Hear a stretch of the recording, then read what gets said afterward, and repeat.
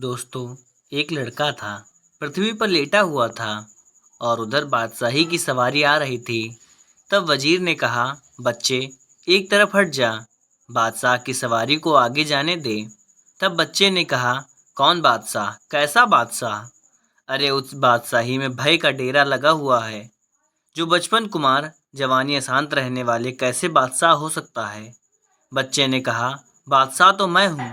वह तो जन्मने मरने वाला ताश का बादशाह है। आज बादशाही इसके पास है, कल नहीं रहेगी। और मेरी बादशाही सदा मेरे पास रहेगी। और मेरी बादशाही अजर अमर अविनाशी है। और तेरे बादशाह की बादशाही विनाशी है। वजीर ने सोचा, यह लड़का सच बोल रहा है। यह कोई अद्भुत साधु बोल रहा है। तब फिर उस बालक ने कहा, तेरा बादशाह तो जन्मने मरने वाला है और मैं तो अजन्मा हूँ। वजीर यह बातें सुनकर आश्चर्य में रह गया और बादशाह को सारी बात कह दी। बादशाह स्वयं पालकी से उतरकर उसके पास आए और बादशाह बच्चे को कहने लगे, बच्चे, तू कैसा बादशाह है? मेरे पास तो सब कुछ है और तेरे पास तो कुछ भी नहीं है। तब लड़के ने कहा, राजन, जो कुछ तेरे पास है वह तेरा नहीं है, वह कल किसी और का होगा। और जो मेरे पास है वह मेरे पास ही रहेगा, या मेरे माल को ब्रह्मा विष्णु महेश भी नहीं छीन सकते। राजा ने सोचा, लड़का बहुत बुद्धिमान और विचारमान है, इसको अपना लड़का बना लेना चाहिए। तब राजा ने कहा, बेटा, तुम मेरा बेटा बनना चाहोगे? तब लड़के ने कहा, राजन, तुम मुझे कौन सा सुख दे सकोगे? तब राजा ने कहा, बेटा, जो मैं खाऊंगा वही तुम्हें खिलाऊंगा और जो मैं पहनूंगा वही तुम्हें पहनाऊंगा। सुंदर सेजों पर सोता हूँ, सुंदर सेजों पर सुलाऊंगा और जो भी सुख मुझे प्राप्त होंगे वह सब सुख तुम्हें दूंगा। तब लड़के ने कहा, राजन, जिसने मुझे पहले अपना बेटा बनाकर रखा था उसने मुझ पर इतनी कृपा दृष्टि बना कर रखी है जिसका मुझे अंत नहीं।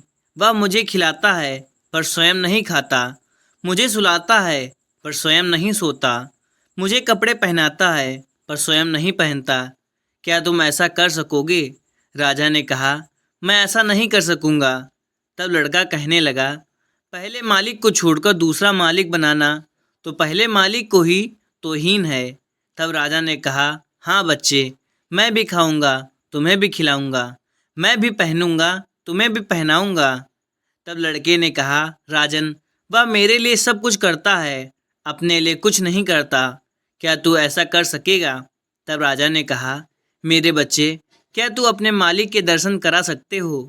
तब बच्चे ने कहा कि मेरा मालिक मेरे अंग अंग, हर घड़ी हर काल मेरे पास रहता है। हे राजन, देख सकते हो तो देखो, मेरी आंखों के बलवों में ताक झाँक कर रहा है, कानों में बैठा हुआ है, शब्द सुन रहा है, नासिका में बैठा हुआ सूंघ रहा है, वाणी से बोल रहा है, सांस और प्राणी की गाड़ी चला रहा है, स्थूल सूक्ष्म होने के कारण शरीर के कपड़े पहन रहा है, निर्गुण निराकार होने के कारण स्वयं कपड़े नहीं पहनता, स्वयं कुछ नहीं पहनता, स्वयं कुछ नहीं खाता, हमें खिला रहा है, स्वयं नहीं सोता, हमें सुला रहा है।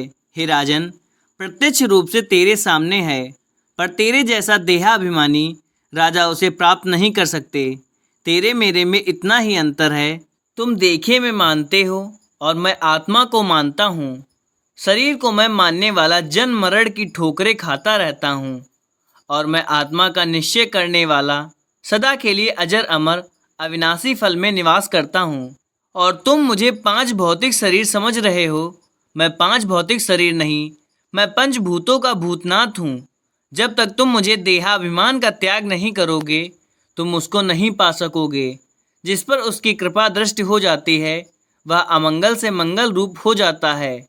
जैसे सागर नदियों को अपने में मिलाकर एक रूप कर लेता है, ऐसे ही वह परमात्मा भी 84 लाख नाम रूपी नदियों को अपने में मिलाकर एक रूप कर लेता है। जैसे गंगा यमुना गोदावरी सरस्वती का नाम उड़ जाता है और सागर हो जाता है, ऐसे ही जीव भी अपने नाम रूप को उड़ाकर उसी का रूप हो जाता है। हे राजन, अपनी लगन भी हो और उसकी कृपा दृष्टि हो तो काम बन जाता है। लोग कहते हैं कि प्रभु कृपा नहीं करता। सुंदर तन और सुंदर मन, सुंदर परिवार कृपा नहीं तो क्या है?